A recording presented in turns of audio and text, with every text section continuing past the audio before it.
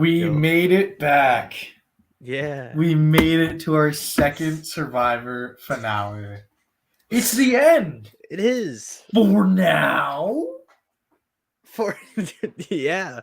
So, Welcome, everyone, hi. to the final episode of Survivor StockWatch for Survivor 45. I am Jack. With me, as always, is Will. Will, how are you doing? Pretty good. The holiday season. I'm feeling good to go. I'm using my customer service voice. How's it going? Doing good? It's going quite well. Uh, Yeah. we have a jam-packed episode for you. We're going over every castaway except for Hannah. We can we can we um, can throw a comment for Hannah if needed. Hannah played, but there was no Did stocks to she watch. did she play? I don't think Yeah, I she don't think did. so. So let's hop right into it. We'll start with our introduction. First of all, just quick thoughts on the finale. Did you like it? Did you not like it? What'd you think? I mean, I like the finale. I do think. I mean, I was a Jake fan going into it, and I knew D was going to win. I'm a little sad because when the finale happens, you're kind of able to step back and look at the season overall, and it's like a lot of the decisions and crackpot theories made along the way were kind of irrelevant because it was ultimately just a Reba domination. Um, and D was a very deserving winner. I think we had some of the most emotional confessionals in Survivor history up to this point. With a lot of Jake's heartfelt confessionals, which honestly almost made me shed a tear, which I rarely do for Survivor. Um, It was quite compelling. Jay. Sorry about Jake losing. I know you were pulling for him the majority of the season. Looks like we lost Will due to a connection. But yeah, I mean, it was a very good finale. We kind of knew the result going in. D was gonna probably win the game. Um, with that being said, I think going into the finale, I was a Jake fan, and coming out of the finale, I was even more of a Jake fan. yeah, He had all that personal content. He really made me want to root for him. And, it sucks that he lost. It sucks that he fell to the Carolyn curse, as we so aptly put it now. But, that's how the cookie crumbles. And Will is dead. So I'm just going to keep rambling on. I'm going to broach the first question. Hopefully, Will joins us back. Um, did you like this season? Will's back. okay. So going back to it, yeah, no, I mean, I heard briefly what you said about being a Jake fan. I think a lot of people they either they're so heavy-handed with the Jake, like Jake's amazing, he can do no wrong, he's just a precious little guy, I want to pinch his cheeks. But then there's now a lot of people who are just countering that, like, oh, Jake is just a child with how he acted at the final four challenge, like why do people like him? I Mhm. think honestly, him having a temper, him getting into arguments with Drew, breaking the challenge, it humanizes Jake in a way that I think made him very relatable throughout the entire season because not everyone can be a D, not everyone can be, like perfect or be an Austin or even be as smart as Drew. Everyone can be a Jake. And him not being perfect and wearing his mistakes on his sleeve made him very endearing to me. And so while I disagree with him, breaking the challenge, like that was completely on him, not good behavior, I like it. As for the season, this is where it gets dicey. I am not a fan of. I liked Survivor 45. I do think it is my second least favorite season across the new era.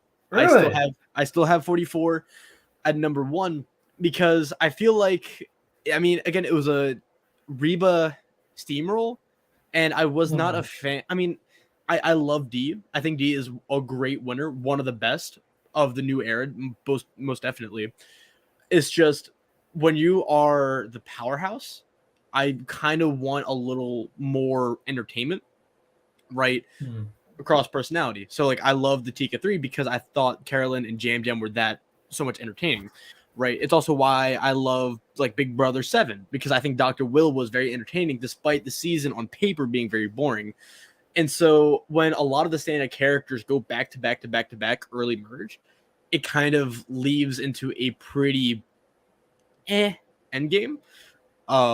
Despite it having one of the best winners in recent years. What do you think? I I agree with Jay. I think it's a 7 out of 10. I think some of the biggest proponent the biggest proponent of this season, bar none, is the editing. I think the Yep. editing has been in a way perfected, and it has been refined to a point where it's truly riveting to see Yep. almost everybody. There's still a couple duds, but that's I Survivor at mean, this point. You yeah. know, when you have so many people that you can understand, and I think that it comes hand in hand with 90 minutes. But when you have so many people you can understand and you can Yeah. relate to, it just makes a whole different kind of story. Oh It yeah. makes a whole different season. And I think that's the biggest thing going for it. And, it comes to the point where you have to kind of look at the season and how you like it in two ways. Did you either like it or dislike it for how the season went in terms of the strategy, the outcome, who controlled the game, who didn't control the game, wasn't entertaining, Oh yeah. versus the quality of the season from a production standpoint. Yeah. In terms of entertainment, in terms of like maybe like a casual viewer standpoint, I'd say it's a little bit less, a little bit predictable, but at the same time, I think a lot of a lot of good characters, a lot of good moments from the season. A little bit of twist again knocks it down, not Mhm. necessarily to a polarizing extent, but to Oh an yeah. extent where it's unnecessary. Um, and then from a production standpoint, I think it knocked it out of the park. I think Oh it's yeah. an 8 or maybe even a 9 out of 10. There's a couple flaws in there, like the extra twists, but the editing's top tier. Jeff is getting back to a classic form. Oh yeah. You're seeing things that people want to see, and you're introducing it in a way where it's new, but also doesn't kind of ruin the previous iterations of it. And so the next question: where does this rank in the new era? Yeah. That's where you kind of have to put your head together and be like, okay, because now it's not 44 or 43 where we're just getting on our feet and it's too soon. We're getting to that point where now we can start Hmm. officially kind of ranking the seasons as this whole thing kind of comes together as the new era. What do you think?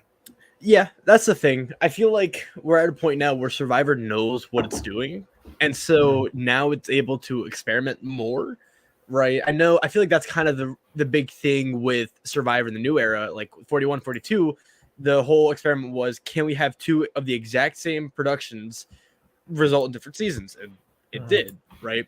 And then we have 44 with the birdcage, right? We had 45 with 90-minute episodes, which, wasn't really planned out that way, but just how it was. But like bringing back the auction, 43 brought back some fan favorite challenges like the last gasp, right? Mhm. And so now we're getting to a point where we're not really getting old era Survivor. We're just getting the blend of the 30s and early Survivor, which honestly I'm all for. I know a lot of people, they like to complain, especially on Facebook and Reddit. I'm calling y'all out. They're always mad, always like Survivor needs to go back to 39 minutes or 39 days. 39 minutes. I can imagine. But at the same time, it's like I don't mind 26 days. I don't mind the new era caveats when we're getting seasons of this caliber. Because again, from a production standpoint, this was a great season. I'm just upset. Not even upset. I wish there was a little bit more with what actually happened. Right. I agree with you. I think kind of the most important thing to consider when looking at this season, kind of the overall point of this kind of look and review of the new era, is if you took the editing and production value of this season and put it in a season, say like 43, or a chaotic For yeah. numbers flipping kind of season where it's highly entertaining, you have one of the greatest seasons of all time. You Oh know, yeah. it's you have the great, and production understands that now. Now, if you could just find the season with that value of players and cast value, Well, you've got a really solid season of Survivor. this might be controversial, Jack, but what I'm hearing is you take 45's editing with 40 the season of in gameplay of 41. Because I think 41 Yeah, had some amazing gameplay and a lot yeah, of great moments. It's just the editing was so atrocious that it's hard to really dig into 41. yeah. And I don't know. I feel It'd like be having good. 90 minutes of broccoli Brad. I Right. want 2 hours of broccoli Brad personally. Yeah. To kind of put it with the rest of the new era, I would still rank probably 42 as my high point for the new era. But if this production value continues, it's gonna get there. Oh yeah.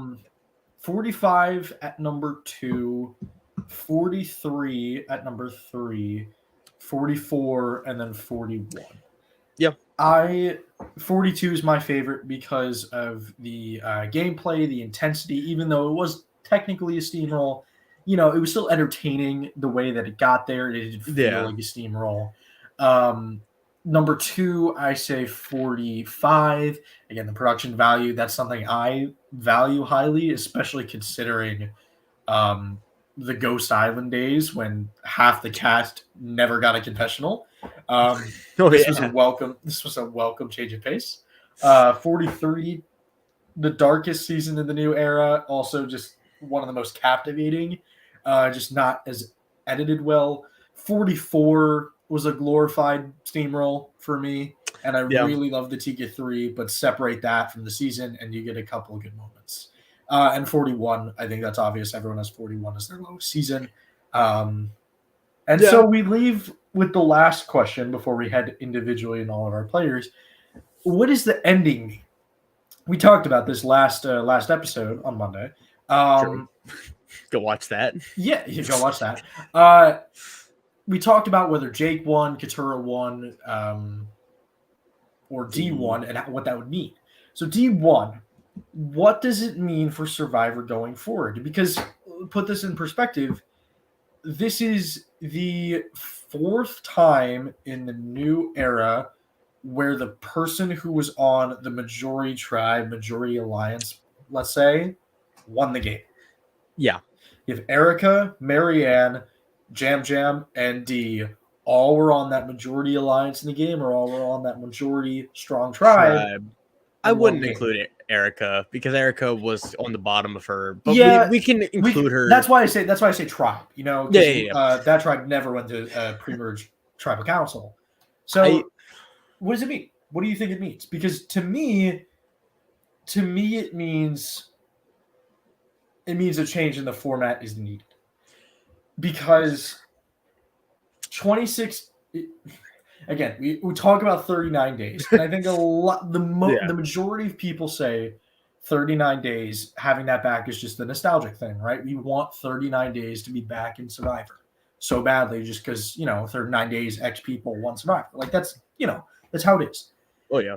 But I think the key thing that's actually important about bringing 39 days back is the amount of time people get to bond with people on other tribes. Because you are stuck without swaps half the game with your original tribe, and then the other half you just meet a bunch of new people. You're going to want to play with your original tribe 99.9% of the time. You increase the length of the season, you put a swap in there, there's a lot more time. And so there's a lot more time to change plans, there's a lot more time to get to know people. Things can change. And I think it won't happen because of the cost, just the increased cost of having 39 days over 26. But I think it's a necessary one to kind of prevent what we've seen, the person from a strong alliance or tribe going on and winning the game. Yeah, so there's 2 ways to go about it, right? There's either the production interference standpoint where you add in twists, you make it 39 days, you add more tribe swaps, you change the core dynamics of Survivor to where you don't let it happen. Or you do the dumb thing, which would work, is you just let it ride. You let players learn how the new era works. They learn how it's gamed. That's something to look out for. Again, think back to the Black Widow Brigade, right? We have the strongest alliance in Survivor history completely dominate. And so every single season afterwards, every single guy is worried about another Black Widow Brigade alliance. And so an alliance of women would never work out because of that fear. And so I feel like with enough time, I feel like that fear will start to, happen where, you're going to have a merge happen and people are going to go like, hey, this tribe has a lot of people remaining. We should take them out. And I feel like that could have happened with 3 before had they not went so gung-ho about J Maya and Sifu. But they did, and so that kind of helped weaken their threat level. But I feel like we're getting to a point where I don't know, because on one hand, I feel like, not laid back, but playing under the radar is rewarded. But I feel like we just need one good winner who is over the top, who will really change the way the game is played and how people view the game. We need a new game changer, I think. As much as I respect D and Jam Jam and Erica, they all kind of played the same set of games. We need like a Tony Vlachos running around being chaotic or changing the game in a way where people would want to replicate that and it'll lead into, more messy gameplay and whatnot. And that's kind of the 2 different ways you can go about, changing Survivor. Yeah. Because I think, the game evolves with the players, and I don't know. What do you think? I think, I think you're right. And I think the last one I'm always you right. bring up is one of Jay's. Okay. Yeah, split tribals, people losing their votes. Again, we talked about this earlier in the season, but, splitting tribes or losing votes. It's a great twist to bring in a Survivor, but that's the thing. It's a twist. When you do it every round, it loses its novelty. And it, kind of loses the effect it has on the people in the game. And so, balance that, right? Find the medium with that to where it's not too much so that when it does happen, it's crucial and it matters. Splitting up people too many times, it doesn't yield the best results. And as we saw this season, it helped the majority. It really helped the majority. And so that's just how it rolls. All right. Well, should we start? It's time. Okay. We're going to go through every player except for Hannah. Hannah, R.I.P. Hardly knew you. So we're going to start with Brandon. We're going to go very quick for everybody except for a couple people. We'll go like another time. Should we have an hour deep dive of Brandon Donlon? Absolutely not. So let's kind of frame it in this perspective. Just very quick, 2 things. What was their biggest impact on the season and how did they impact the winner? Brandon's biggest impact was that, positive guy, really big super fan of Survivor, one of the worst challenge performers in history. Just god awful, very bad. Love him, really, really bad at challenges. And I think in a way that helped D because it made sure her tribe didn't lose. What do you think? Yeah. No, so I think Brandon's biggest impact happened outside of Survivor. I think he brought a lot of entertainment throughout, either directly on the episodes or just the memes that were shared. He has a really funny social media account. Just follow him on Twitter. He posts memes. He's very self-aware. I think he helped D in a way.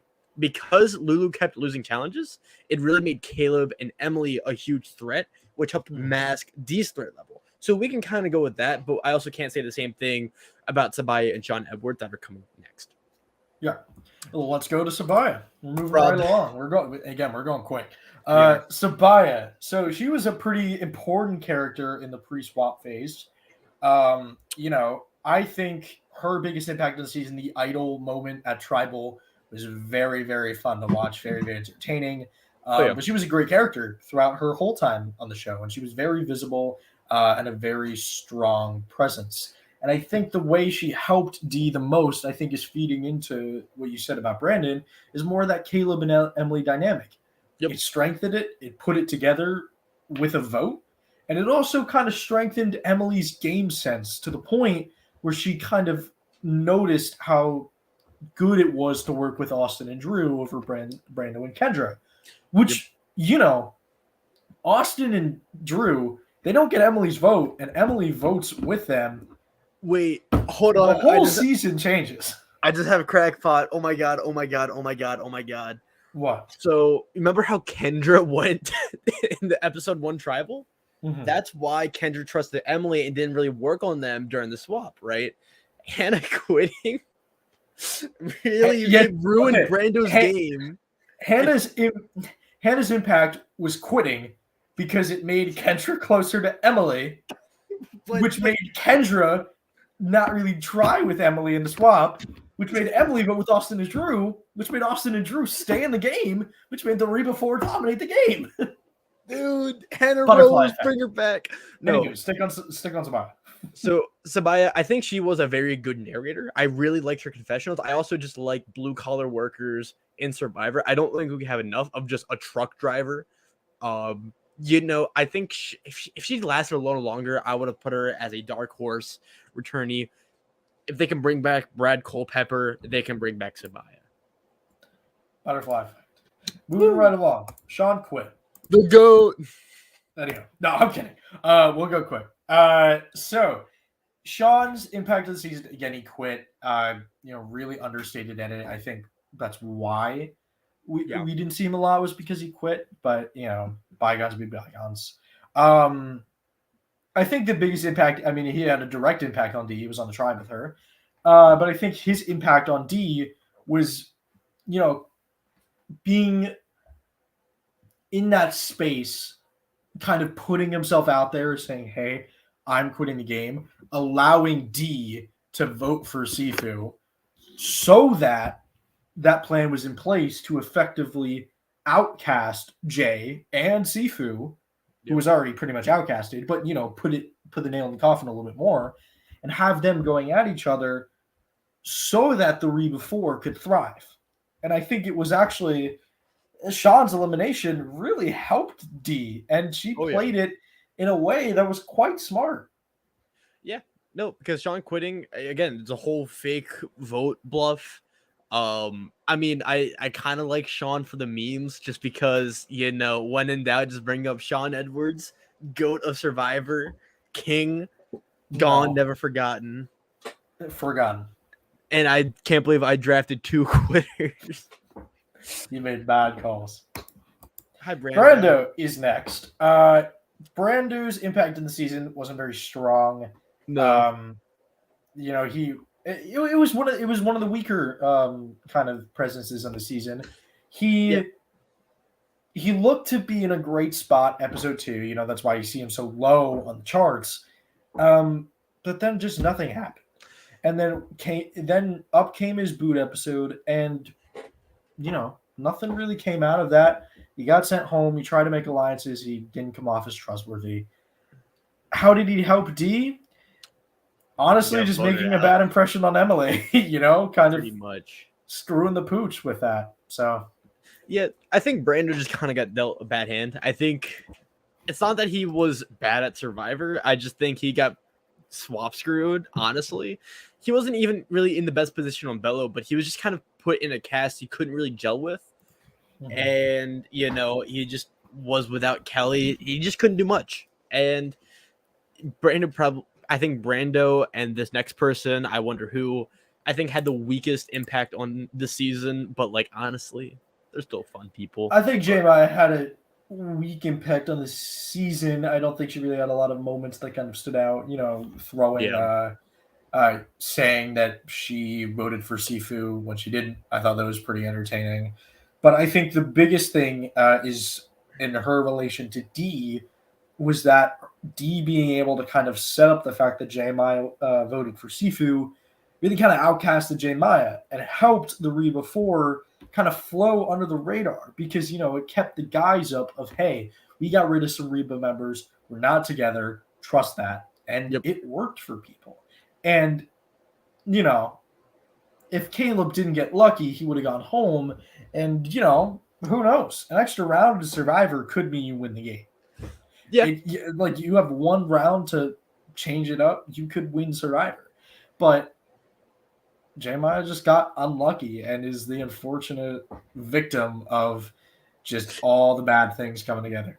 Pretty much. I think she was a part of the most iconic moment in this season, Yeah. but at the receiving end of it. So R.I.P. Jeremiah. She was a player and she had her small impact. Sifu is next. A little entertaining, but when you kind of put it into retrospective, he's always be remembered as kind of a fun character, Yeah. not strategic at all, really just running around the jungle acting like Tony, to the point where I saw exit press for this actually that D and Sifu got in a fight. Yeah. We never saw that, and we never saw D and Sifu get in a fight, and it's because of Sifu's constant idol searching, in relation to the Reba 4 idol search. Yep. But his relation to D is incredibly strong. I mean, he was an outcast from the beginning. D helped support that, and again, it helped support the Reba 4 flowing under the radar, keeping them out of everybody's mouths. And it worked out. Yeah, I don't have much to say about Sifu other than everything we said about him before. I will say J Maya brought Sifu up on stage at one of her concerts where Sifu played the guitar, and that is one of the coolest things to come from the season. Stud. So Stud. good on you, Sifu and J Maya. Go listen to that. I think it's pretty good. It is. And now we get to one of the main characters of the season with Caleb. One of the early main characters because he didn't make it as far. Caleb's impact on the season, I mean, just a jovial presence. Obviously, the shot in the dark play, top moment from this season, just electrifying television. Some of the best Survivor TV we've seen in a while. It was just fantastic to watch. Yep. And he just brought the energy of a Survivor player who really wanted to get out there. And it was just fun. It was just fun watching Caleb navigate the game. You knew he wasn't going to win because he was such a strong presence. He was never going to win because everybody knew how much of a threat he was. But second chance. Yeah. No, I think Caleb is one of the few players to not really have, like, his arc wasn't complete. Like, I feel like a lot of other players, I feel like he just kind of got screwed and then screwed and then screwed. I think he was the first Jake in the season. I feel like while Jake didn't really have a lot of missteps until later on, I think Caleb was always there, always struggling, and that shot in the dark play is probably one of the best Survivor moments, and that is coming from someone who is always aware of recency bias, always aware, never saying a season's the best while it's airing. I feel like just the whole moment, everyone's reactions, Caleb's reaction, negating 12 votes, it was a very lucky play. It was not 11. Oh yeah. It was we'll get to Austin. We'll get to Austin. Oh boy. But it was a very lucky play. It was not a great move, and I don't think Caleb is the best Survivor player on paper. But I think Caleb's going to come back, and he's just somehow going to be like one of the big threats, despite not really doing much his first go around. Like kind of like Kelly Wentworth in Cambodia, where it's like she's like a big threat for no reason. Yeah. I mean, you could just be a threat for any reason, and I think it's going to be entertaining to see Caleb come back and play Survivor again. He will. He will, definitely. Unless he doesn't want to. His relation to D this season, and relation to kind of the win story of this season, to me, this is one of D's biggest moves, right? Yep. This is one of D's biggest moves because of the fact that she got Katurah. Katurah throughout this season was very confusing to both Will and I as to where she was in the game, what her strategy was.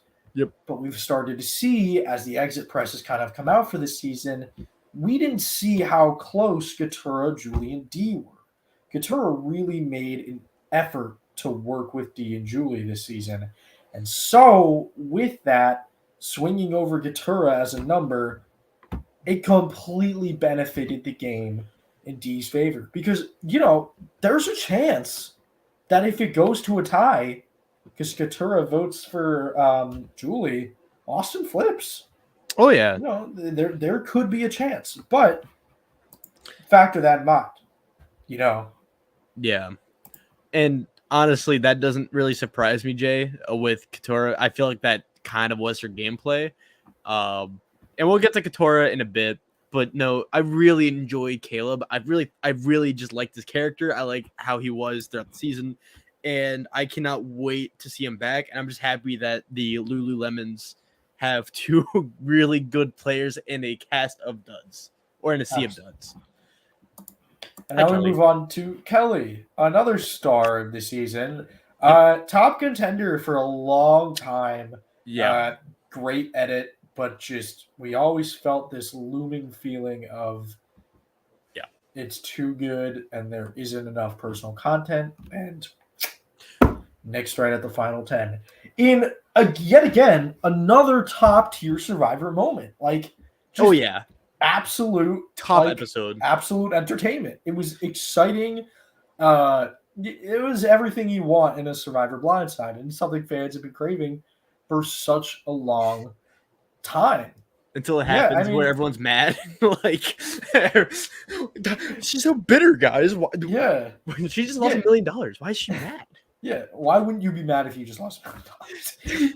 She got screwed over by Bruce. Yeah, I think so. I think just Bruce was like, we'll get to Bruce, but Bruce is kind of like a lost puppy in this game. He wanted to find an owner, find somebody that he could trust, and he thought that was Kelly, and Kelly initially reciprocated that, right? Kelly initially was into that idea. But as time went on, Bruce kind of graded on her, and it came to the point where Kelly was just like, you know what? I'm sorry, but I can't help Bruce anymore. And that sucked for her, because once she tried to separate from Bruce, people were like, hey, Kelly's a threat. See ya. Yeah. No, I feel like Kelly, in a lot of ways, had a very similar edit to D, where the season could really go two ways. It was either going to be Bello-centric or Reba-centric. And I think not knowing where Katora, was made the season, really up in the air. Had we been privy to Katora really being good with the Rebas, Kelly would not be my number one for, 12 episodes straight. I do think she has a very good head and is a very good all-around player. And I wish she lasted, longer than 8 episodes along with Caleb. Yeah. But, beggars can't be choosers. I don't think she's going to come back. That's the only unfortunate thing. Yeah. I think I could see her being an alternate, though, honestly. I could. Yeah, I don't think she's a big candidate to come back. However, I really did appreciate her this season. And I think, she's that type, the top contender, just gets sniped early on. It's going to be tough. Jay, it's going to be tough. Yeah. I mean, it's going to be a tough read because now you're getting so many great new era players. You want a second chance this season. Not even players, just characters. And Kelly wasn't the best character. My whole thing with her being number one was she was too boring to have a good edit. She cast with a bunch of...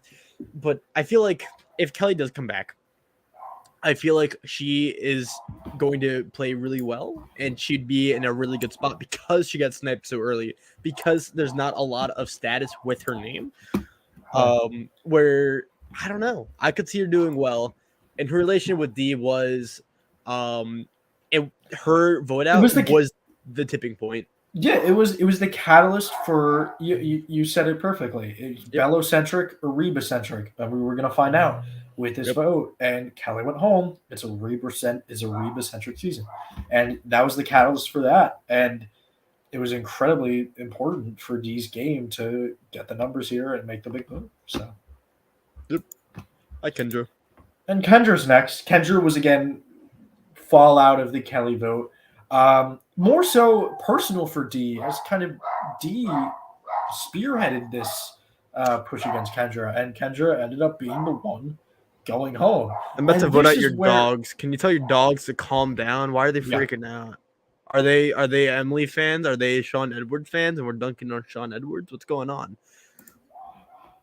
All right, you're good. He's being a goober. Anyhow. Yeah, so Kendra, it's just collateral of the Kelly blindside. But I think this is D's most important move of the season from a viewer standpoint, from my standpoint, because to me this signaled that her kind of shtick was her saying what was going to happen, and it ended up happening. This was the first time where I realized D just says what's going to happen, and it's going to happen. And I think that tipped me over the edge. You're like, okay, D's the winner. But what do you think? Yeah, I feel like honestly though, I feel like Kendra. I think a lot of I don't know. I don't think Kendra had the biggest impact on this season or Survivor. I think she's going to be one of the players who's just lost in the sauce. Once the season wraps up, once the hype dies down, when we talk about, who to bring back from 45, I don't really see Kendra in the conversation. I do think she played a really good one season. She was a good character. But yeah, I do agree with just her being kind of one note. After Kelly went, Kendra was kind of on her own, and then D kind of it sets up D as having her like jam arc where we really see D in control. We saw it after Kelly went, but really with Kendra, where everyone wants Jake, but then D being the one person who went Kendra and Kendra going, I think in everyone's minds is why D ended up being the only contender left and led into all the crackpot theories of like, oh, maybe it's Jake or Couture is now opening up. What's going on? Right. What do you think? Yeah, I mean, said it perfect. I always say things perfectly. Hi, Bruce. Yeah, whatever. Bruce is next. Bruce, he had to have a very specific edit episode 1 to kind of be considered as a winner. He didn't get that. We ruled him out immediately. But he was such a great character to watch this season. And it makes you wonder, right? Let's say he was on 44. He didn't get medevac. He made it. He stayed on the island. Would he have done as No. well or have been as entertaining? No. I think Bruce goes early on. Don't forget, Tika was kind of a disaster tribe. They weren't good at challenges. And, especially with the tribe swap, it's like, I don't know. I could see Bruce really wearing out on Carolyn as well. I think back to the sanctuary scene where it's Carolyn, Brandon, and I think Danny, where she was getting rubbed off. And I think Bruce would have had the same effect, not intentionally. I don't know. I do think no matter what, the Tika 3 end up sticking together as the Tika 3. I don't see like, Sarah Wade or Helen, I think is her name, really making it far either way. I think Bruce would just kind of be like the Tika's genie. Maybe not first boot, maybe he's there for the challenges, but he's not making it far. Yeah. And, he was just such a delight this season that it makes you wonder, did 44 even matter? He should have just been on 45 to start with. I think people look at this season and look at Bruce's moments in winning immunity, not playing the idol when he went home, and just kind of his dadisms, I think, are very important things you're going to remember from Bruce. In terms of his relation to D, honestly, I think that's the biggest person in the game where D really didn't have a connection. Yeah. D and Bruce we didn't see them connect as much. We didn't really see D's thoughts on Bruce that much. Almost as if it didn't really matter. And Bruce was just kind of this auxiliary person to get rid of, I feel like Bruce and D directly didn't matter, but I think the way Bruce was with other people and how those people were with D mattered, right? Think of Bruce and Kelly, right? And how, Kelly and not D directly, but the week before, were oil and water. Think of how when Bruce went, Emily was like, hey, that was all me, guys. That was my move. And how that made Emily a huge target. And plus, D, her best attribute, and we'll get to this when we talk about D, was her threat management, right? no one really labeled her as a threat until it was too late. And so I feel like Bruce being a larger than life figure and being a huge, whatever, being a huge threat did help these game out in that way. I think Bruce could come back. He's already been back, but I think he could come back. Unfortunately, he wouldn't really be eligible for second chances. Maybe for here's his villain season as a little bit of a kooky villain, a coach type. Yeah, We'll see. we'll see. Hi, Emily. Emily will come back though. Yep. Yeah. Emily was one of the stars of the season, in my opinion, probably like the The star. the star of the season. Before kind of the end with our boy Jake. Um, Emily was just entertaining to watch. It was great to see her journey from just horrific at Survivor to honestly pretty good at Survivor. Uh, it was just a joy to watch. I think big moments. You talk about her blindsiding Sabaya, the episode where Brando went home, her making that move, the Yep. Bruce move as well, the auction. Unfortunately, yeah, Jay, you are right. Emily has said she doesn't want to come back, but you never know. Yeah, you never know. Well, you never know. She could come back. She could. She right now she doesn't want to come back, but maybe give her 2 years and Survivor calls. Maybe she'll come. Yeah, but yeah, I do think Emily and Bruce had this really big narrative and theme going on where it's like growth is not rewarded in Survivor 45. We'll get to this with Jake too, but I noticed a lot when people talk about edgix, they talk about the edit, they always talk about these themes, right? These hidden themes. And I think one of them was the lack of, how growth does not matter. I feel like Emily was the prime example, right? Because we saw Emily episode 1, she was just very, mean, callous, cold, calculated. And when she, had a heart, that's kind of when her game fell apart, right? Because she was like proud of herself, making a big move, and that was her demise, right? When Bruce, wanted to be open and trusting with people, he didn't play his idol. That's when he got voted out. And we'll get to this with Jake as well, and then how Dee, didn't really grow at all because she didn't need to. But I think Emily still was the start of the show, and I feel like I noticed just it wasn't the same without Emily. And the season changed most definitely. Yeah, I mean, and in terms of her relation to Dee this season, I mean, pretty obvious. Emily and Dee had a connection. Dee realized she needed to get rid of Emily, and Dee made a great move. Convincing Julie to stay off of Austin and vote for Emily. Oh yeah. We Hi, move to Drew. our final person not making the finale with Drew.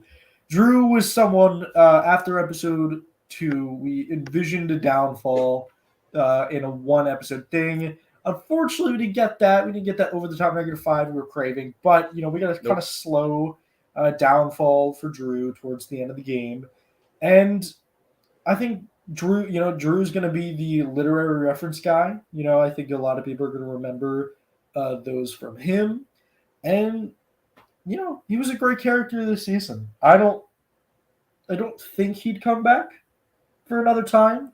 No. I'm not sure if he'd come back for another time, but he did have a great impact on the season. I think he's going to be remembered. Oh God, in the vein of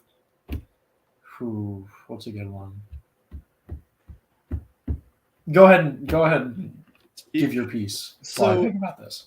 I was not crazy about Drew because I just feel like his whole archetype has been done before and done to death. I don't like to be negative on these podcasts, but like Drew is like, he was fun to root against, I guess, but he wasn't over the top enough with his like smarminess for me to really like enjoy it.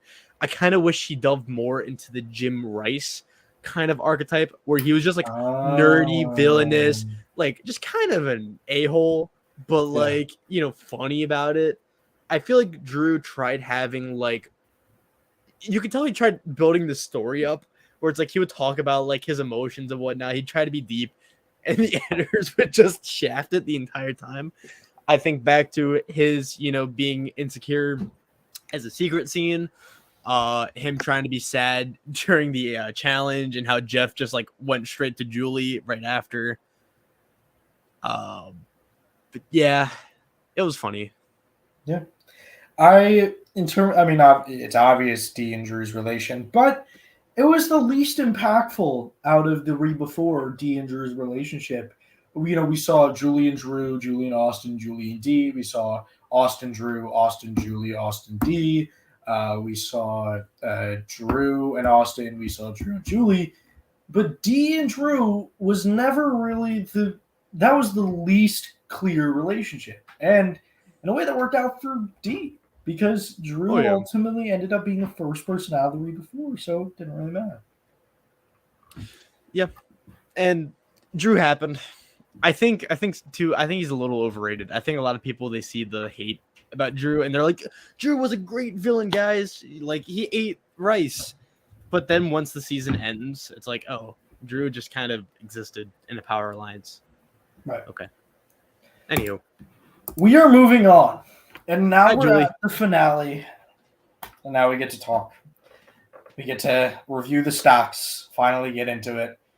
Julie lost. We kind of knew Julie was going to lose the game pretty early on. We expected her to get runner up or, get fourth place. But We? I did. I thought You did, Bruce yeah, you did was. too. Yeah, whatever. I thought Bruce would. Anywho, Julie Julie definitely was not the biggest surprise of this season, or the finale for that matter for us. But I think we were kind of on point saying that she had the edit of a fifth place finisher. yeah, She had that edit of getting right out at fifth place. Yeah, I mean, she had a stock standard final five finisher edit. I think the ropes have kind of run out. The rope, CD image. The ropes kind of ran out for Julie as the end of the game was coming along. She didn't have a lot of leverage with people anymore, especially with Austin. The relationship she kind of lost, and by that point, it was just kind of when's she gonna go? yeah, And it was great to see Julie fight early on, but this finale kind of told me, at the very least, that Julie's time had passed, and that yeah, her story ended, say episode 7 or episode the final yeah, 7, sorry, yeah, or yeah. I get you. the final 6. So Yeah, I do feel a little sad for Julie because I feel like there could have been more, but her whole character ended up just being another cog in the Re Before machine, right. right? Just doing what Dee said. And honestly, I feel like we should have expected Julie to not have a lot of stock with her episode 1 just being that horrendous. We both had her 16, 14, whatever.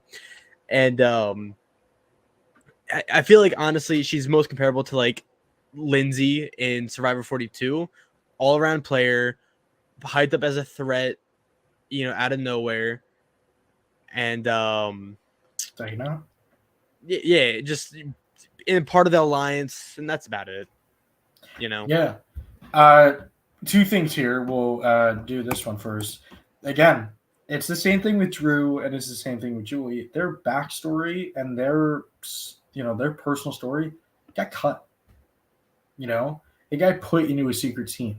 When that happens, you don't win. Nope. You don't win. They would show it in the show if it mattered. It didn't matter. And so Julie, we knew wasn't going to win. But number two, and I think this is the biggest thing from this finale episode, is the final 5 vote. The first ever circular vote in Survivor history. Yep, Huge. the first ever circular vote. We saw the graph. Everybody that could have been voted got a vote. And it was just a mess. And now we flip to Katura. Listen, I'm not going to call Katura dumb. I'm not going to say she made a bad move. I think a lot of people kind of take their opinions too far, and a lot of people push Katura down for making a horrible game decision.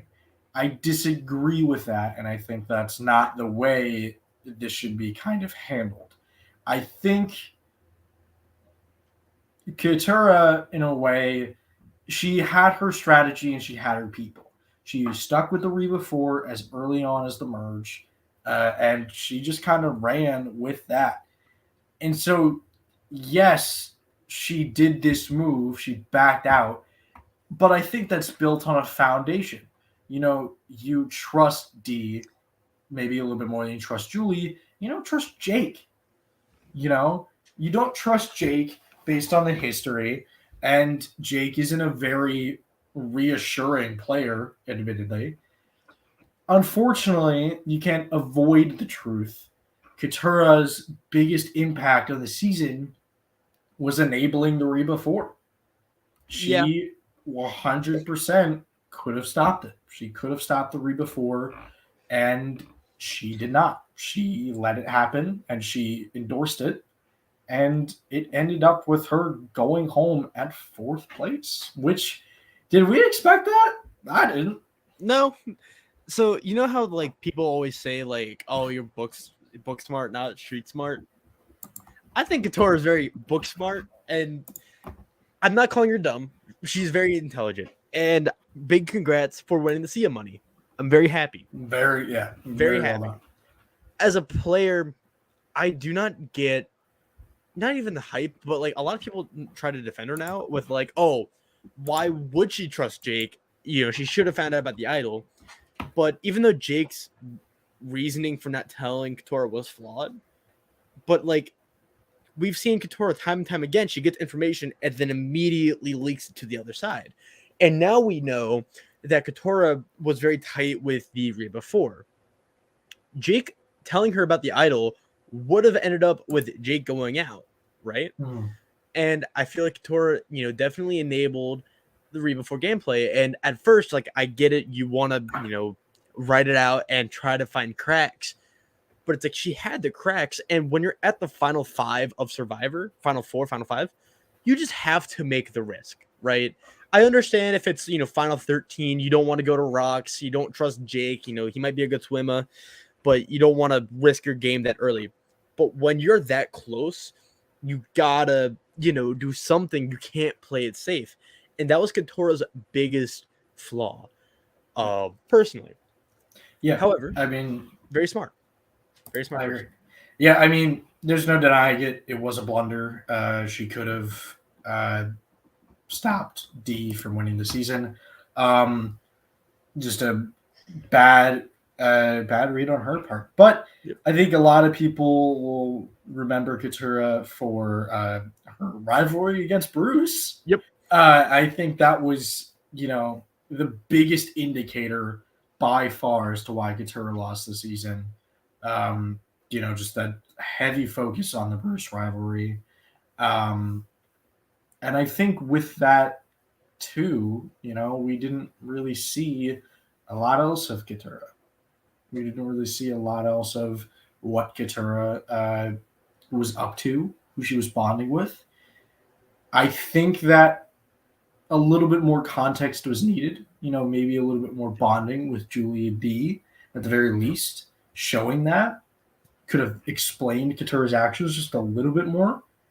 But I think people will remember her for her rivalry against Bruce, and obviously the vote at the final 5. Yeah, I think right now everyone's hamming it up because the finale just happened. But again, you got to give seasons time to digest. You can't just be like Katora's the worst player ever. She's the most annoying player ever. I hate Katora so much, and don't go send people hate through social media because that is lame. That is stupid, even. Yes. But at the same time, it's like Katora definitely enabled the gameplay. At the same time, if she does return, if she returns, We'll see. do you think she learns her lesson? Maybe. I think she played a great game. I think it was subtle. And I think it may be a Yes, little bit too subtle at times. You know, too like subtle. there's subtlety is one of the greatest things you can have in Survivor, and if you work it well, you can truly dominate a game. But I think when it comes to being too subtle, I think Katura was maybe hoping for the Reba 4 to collapse at the end and for her to be left as the dust settled when it doesn't always work like that. And when you get to that final four with Jake, D, and Austin, and, you know, the challenge doesn't go in a way that's favorable for you, you're making fire. And that's exactly what happened. You know, she was in second, admittedly, but D never D never slipped up that challenge, and she dominated it from start to finish. Yep. But at the same time, D can go kick rocks because we're about to get into the real winner of Survivor 45. Survivor. I'm playing Survivor. Survivor here. I'm finding an I'm idol. a good swimmer. I'm Look a at my good lower swimmer. dogs. I'm I going broke to the jail. challenge. So I think I'm going to talk a little bit about Jake real quick. You go. I said this at the start of the podcast. I'm going to reiterate myself. I think Jake is all of the reasons why I love a lot of the big characters in Survivor. My favorite kind of players are the complex kind, right? Think of Lex from Survivor Africa and All Stars, right? Because on one hand, Lex was like this very, mature guy, father figure, but then he was also pretty emotional, a lot of tattoos. He wasn't all just one note. And that's what Jake was. Jake was a terrible Survivor player. Terrible at the game. He could not build an alliance to save his life. A lot of his plans were crazy, and so it gave him no credibility when he was making sense. To add a quick point, he lacked the Finesse. kind of calmness and complexity when he was carrying conversation. He was very blunt when he talked to people about plans, and that can work, but at the same time, just layer it in a little bit. That's all he really needed to maybe get him off his feet. But continue, Will. Yeah. Oh, absolutely. And but he made for amazing TV because he wasn't good at the game, but he tried. In a season where two people quit, one for wanting their husband and wanting to throw in the towel, and the other for nicotine, it was fun seeing Jake, really push his all. And again, I think a lot of his confessionals, especially leading into Final Tribal Council, were some of the rawest and some of the most emotional in Survivor. Him, being very insecure, he was the most Charlie Brown of all Charlie Browns, right? Yeah. More than Owen 43. Especially more than Owen. Kidding? I love Owen. I love Owen to death, but I think Jake had a lot of heart. And I think Survivor was able to show that. And it wasn't just, haha, look at Jake flopping. I do think he was the polar opposite of Katora in the sense where if they found the middle ground, if they had, if they fused together, I think you'd have a really, really good player of having the gumption and ballsy plays. And a lot of his late game moves made sense. But with Katora's subtlety and social prowess, you would have a really good player. It's just Jake lacked a lot, but he was very entertaining. He was one of the main characters of the season, one of the stars of the season. Oh yeah. We both kind of knew episode 8 with that Kelly vote that he was going to lose as a losing finalist. We both had the feeling, and we both kind of landed on that spot. Bluntness at times, being a little bit too much, a little too chaotic at times, and that's a point as well. They showed it in episode 1. And we finally got the conclusion to that story of Jake and Katura, lawyers going at each other, one hiding it, one not hiding it. And it ended up with Jake coming out on top. Oh, yeah. I'm going to venture to say, a little bit of personal bias here coming in. Jake is probably one of my favorite players ever. I could see that. It's hard. Yeah. It's very hard to say. But I think he embodies everything I want to be when I would go on Survivor. Not terrible at Survivor. God forbid. Not terrible at Survivor. Holy cow. But just the determination and willingness to keep going and the Oh yeah. passion of playing Well, Survivor. I like that. That's what I want to be on so Survivor. And I think that's what a lot of people want to be. And I think the most important thing is yes, Jake lost. Yes, Jake lost the game. You know, every time he had a great moment, he had this amazing, amazing rise to glory. Next cut, he's getting undermined, right? Like Jake tells yeah. Austin, he's got an idol. Don't tell anybody. Next cut, Austin and D, Jake's got the idol. Like that was Jake this season. We Yep. really saw the positives, but we really saw the negatives. But I think, and I'm hoping this too, a lot of people now are going to go on Survivor and really appreciate Jake. Oh Jake yeah. is Jake's kind of Jeff's puppet in a way, not breaking the challenge, God forbid, because that breaking the challenge isn't really being Jeff's puppet. But Jeff has incredible disdain for quitters, right? Just horrid, terrible remarks for quitters. Jake is the complete opposite of that. And I think Jeff is going to champion Jake a little bit. And that's why Jake, to me, if anybody, is the number one pick for a returnee spot on any given season. Higher, like, not just this season. I'm talking the new era. More than Carolyn, more than Jesse. I don't know. I don't know Carolyn. No, I'm serious, because I think. What? Go ahead. So I think Jake is to you what Carolyn is to me, man. All right. I feel like Jake and Carolyn are kind of two ends of the same coin. Really, I don't know where Survivor are finding these losers, but like the third placers have been like legitimately amazing in the new era, right? The only real dud is like Romeo, but like Xander, Carolyn, and Jake are like all amazing characters. And we could throw Owen too. Yeah, Owen was great as well. Owen was great in the season too. But like I feel like Jake and Carolyn, they both kind of represent a lot of what the new era is to me, where it's like it's very imperfect, but it has a lot of heart and soul and a lot of the same qualities that we all kind of look for. Right. And they're just relatable. A little old Survivor in there. A little bit of old Survivor. Imperfect. Exactly. But they're relatable.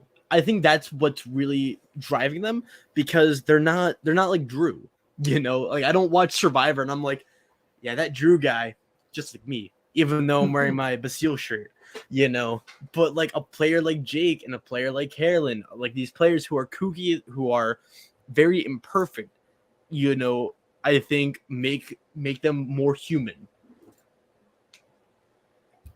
So we love Jake in this household. Here's the Jake. Cheers. How the hell did Austin get 3 votes? The biggest surprise of the finale and probably the season. Yeah, we screwed up on this one. We screwed up the whole season. We think 5th, 4th, 6th. We think he's going to lose at the end. And he didn't lose at the end. We didn't think it was going to be by 1 vote or 2 votes, Like, he lost by a hair at the end. And I understand why, and on a retrospective, on the edit, I understand why. I see where you're coming from, Jay. I disagree.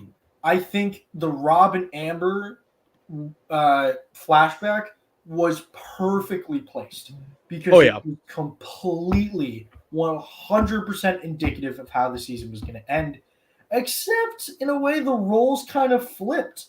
D was the more Boston Rob, and Austin was the more kind of Amber type, because D was one kind of controlling the game more than Austin.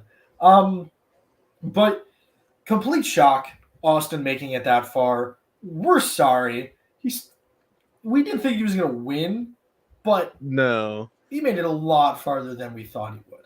And it was really exciting to see that because we really were surprised. Will, you were surprised, right?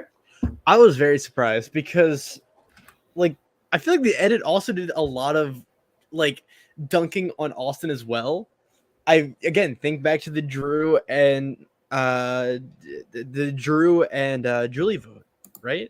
Yeah, Where not Julie vote, the Drew and Emily vote, yeah, where it's like Austin's like, all right, Austin, you cannot tell D this, and then he doesn't. He tells D, and then D's like, hey, I can't tell Austin this, and then doesn't tell Austin. Like that is, I think it does help regardless because Survivor sucks at editing female winners. If you're a woman and you win Survivor, you get a really bad edit. And so I think that kind of helps where D has to always be shown in the power position, because Survivor cannot edit winners, apparently. You didn't hear that from me. Um, but, I was very surprised and just happy with Austin. He does seem like just a good guy, very affable, very genuine. And, he was a little more than just a Fabio. And that makes me happy. a little more. I think another big again, just Austin was the surprise of the season here. He was an alternate. He was. He got cast 72 hours before the season, and it's impressive how well he did. And I think it's a little bit of a potential key importance for anyone coming onto the show going forward. You go onto the show and you're cast, your main cast, you're going on, you're ready. You psych yourself out. You get in your head, as Austin said. He had no expectations. He had 72 hours to prep. He didn't care. He was just like, all right, I'm just going to go out there and do the best I can. And he was 2 votes away from winning the game. That's the epitome of don't get in your own head. And Austin did that. So future players, keep that in mind. Yeah, I mean, Austin had a better game than was shown. I think looking back on our biggest kind of critique of Austin was the lack of a backbone. I think that still holds. And I think that's still kind of no. That's why he lost. Yeah, I think that's part of why Austin lost. Beyond D's tremendous play, I think it's a little bit more diluted now. Oh yeah, because of Austin's success. Again, 2 votes away from winning the game. I think that had he had a one-upper on D, just like D did, where D did tell Julie at the final 7, Austin has that one-upper on D. It really could be anybody's game, and it could end up being a tie vote. And then, God forbid, what happens next? I think Jake said he's voting for D. I do think so. So D still wins. D still wins, but it was close. It was close. And so this is the biggest. We talk about alternates all the time. What ifs, right? What if Davey didn't get on David versus Goliath? Would we have the final 12 vote? Would we have the I don't know if I think would we have all of that? If Austin doesn't go on the season, what happens? Because think about it. The Reba 4 couldn't happen. Shifu could suddenly be in the numbers on the tribe. Any possible scenario could happen. Do you know what happens? What happens? Kelly wins. Honestly, probably. You were ready for a crack pot theory. You were ready for me to say something like Sean wins. No, I think Austin was very integral to the Reba 4 because he was because D had 2 really, really good allies, and then Drew by proxy. Austin was, as much as we joke about you can't have 2 number 1s, Austin was still very, very pivotal for D's game. And that's not to slam dunk on D. D was still a very, very good player, a very dominant winner. But in order to dominate, you have to have social capital. And Austin was definitely part of that. So, yeah, if Austin doesn't play, then I think the Reba 4 isn't as tight. Yeah. And I think Kelly could win. Very well. I think the last thing I want to say about Austin, I think his advantage skill is very, very, very important to notice. Not just the finding of the idol. But the way he handled the ambulance, I think, is so incredibly important to how this season played out. Because the sandwiches plot, as much as we joke about it on this podcast, and as much as it's a joke overall, it was so important to Austin's story of getting rid of Jay Maya and putting the votes on Kelly. And Austin completely left unscathed. Oh Austin yeah, had the amulet, a full powered idol, good till the final six, left unscathed, and didn't even get a single vote the entire season. Didn't get a that single is vote against him. that is impressive. That is a very good stat. Do you think Austin will get a second chance, Will? No, maybe. I Maybe. think I think there's just a lot of surfer bros. I think of all the players in his archetype, I personally want to see back more. I think I put Xander above Austin. I think Xander, a little older, would do really well. But yeah, that's kind of. But I'd be happy to see anyone come back except for even Sean Edwards. I'd be happy to see him back. No. Come on, hi D. D1. D1. We knew it. We were right. Yeah. Listen to StockWatch, where we get it right. 2 seasons we've done. 1.5. 1.5 seasons we've done. We both picked the winner. We knew it. So there are there are 3 types of victory in terms of edging. There are 3 types of victory.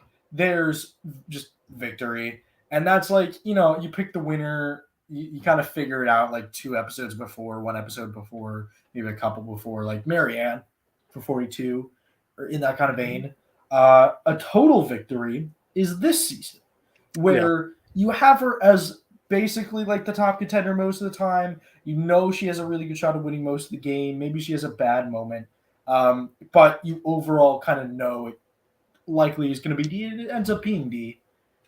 And then you have perfect victory, where this person's going to win the entire time. Number 1 contender, never drop them. The only time that's ever happened, probably for anyone, is Kim in 1-1. Yeah. Probably the only time. But most dominant winner of the new era, 100 mundo %. Yeah, me. dominant, yes. Yeah, most dominant. Probably top 10 for me. Like, you got to think about it. Maybe top 15. How does Jam stack on top of D?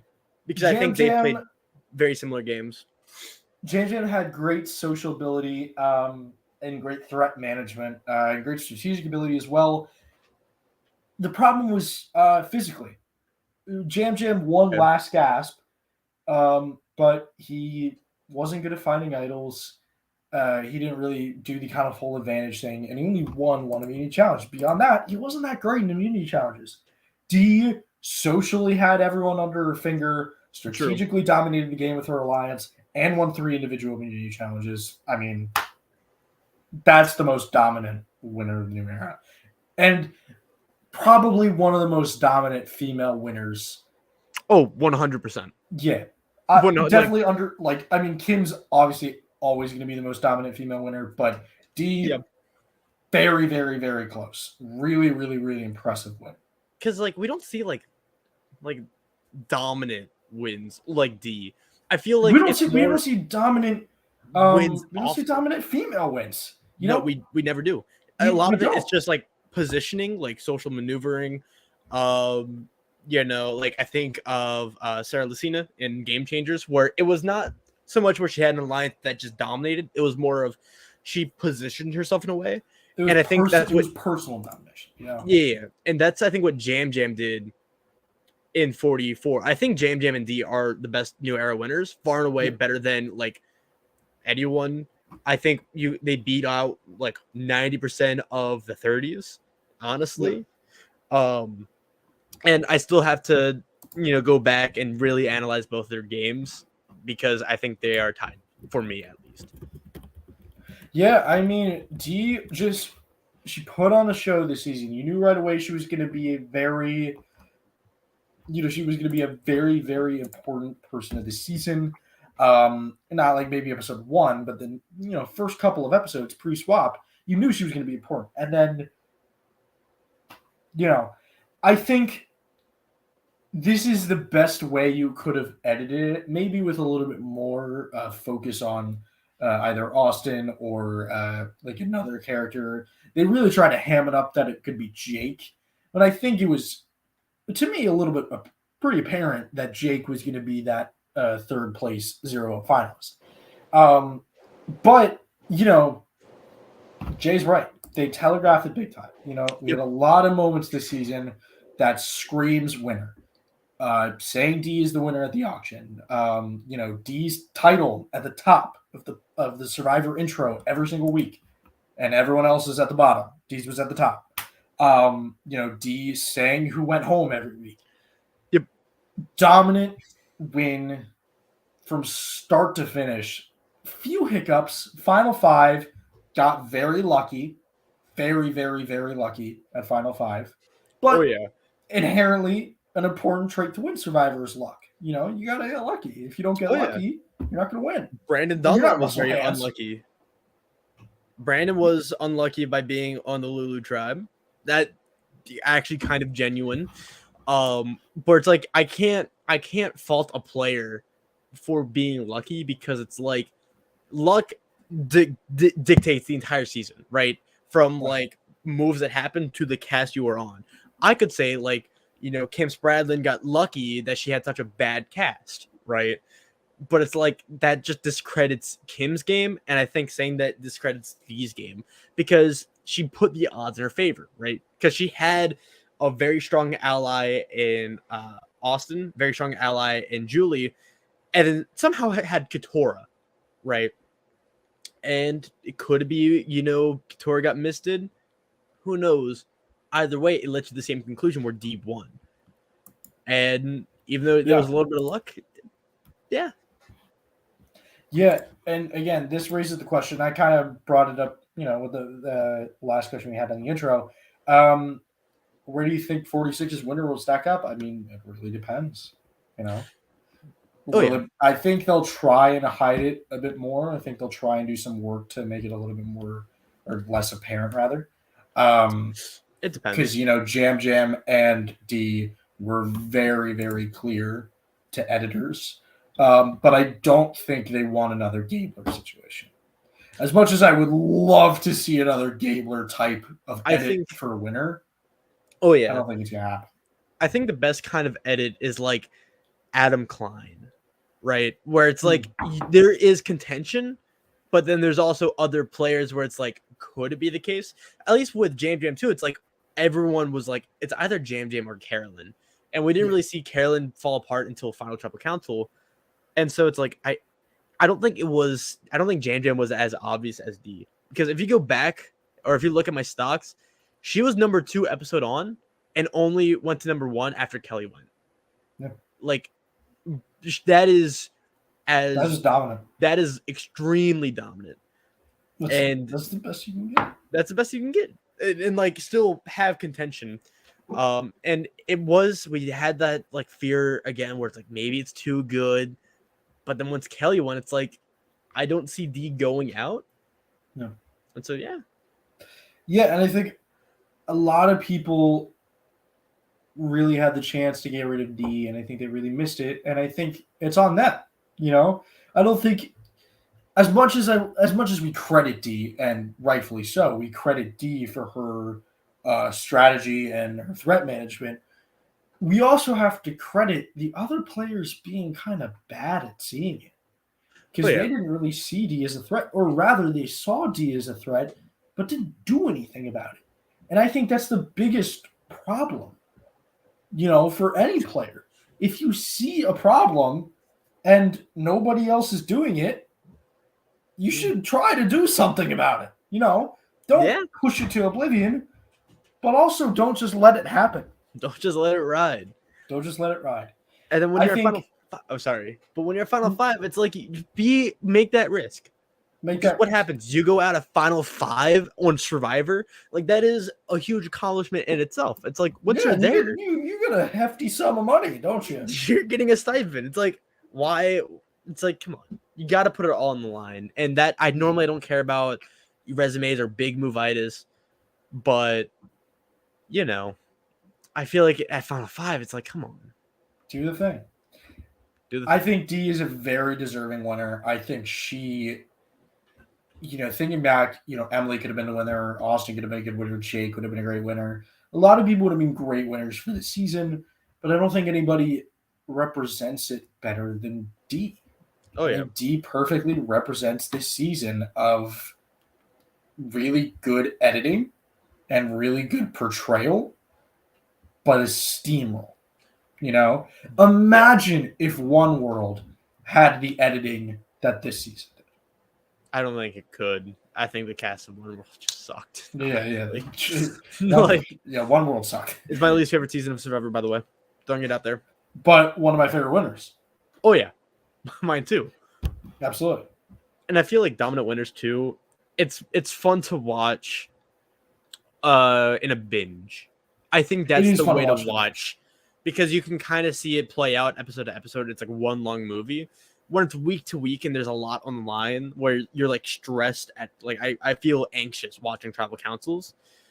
Once that goes away, it's like when people rewatch the season, they can really pick up on a lot of the subtleties of why D won, a lot of the lack of hey, D's a threat, or hey, we should vote out D, except for Jake, right. But it's like it's Jake. Like, yeah. I mean, right. We kind of take all of this into perspective in terms of how we're watching it live, but we don't really think as much about a rewatch.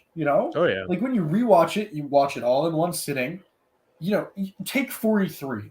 You watch that live. You're like, how the hell did Gabler win this season?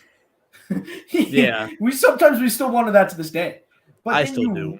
Yeah, exactly. But then you binge 43 and you see what Gabler's doing and you know what's going to happen. It makes sense.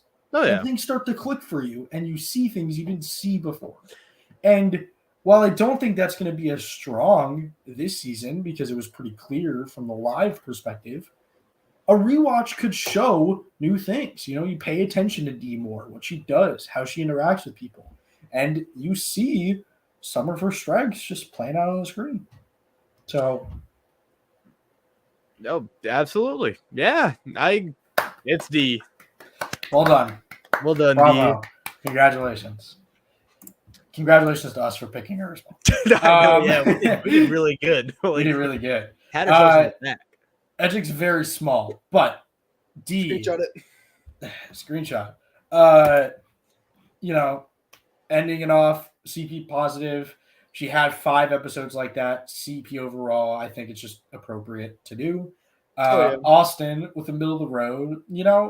He started off middle of the road, had some CP episodes, had some under the radar. I think it's pretty reasonable as well. Jake was the Carolyn edit over the top medium. I mean, you can't really do anything else from that. Gatura, I put middle of the road. I would give her middle of the road medium on a re-edgic, just because of how she was meant to be portrayed and meant to be taken towards the end of the season. Julie, middle of the road. Do you have any thoughts? I mean, no. It's been a season. It's been. I'm running off fumes right now. It's been a great season. I think it's been a really great season, and it's very indicative of how good Survivor can be. It's been a terrible season. I hate Survivor. It is the worst show ever. Goodbye, Will. Okay.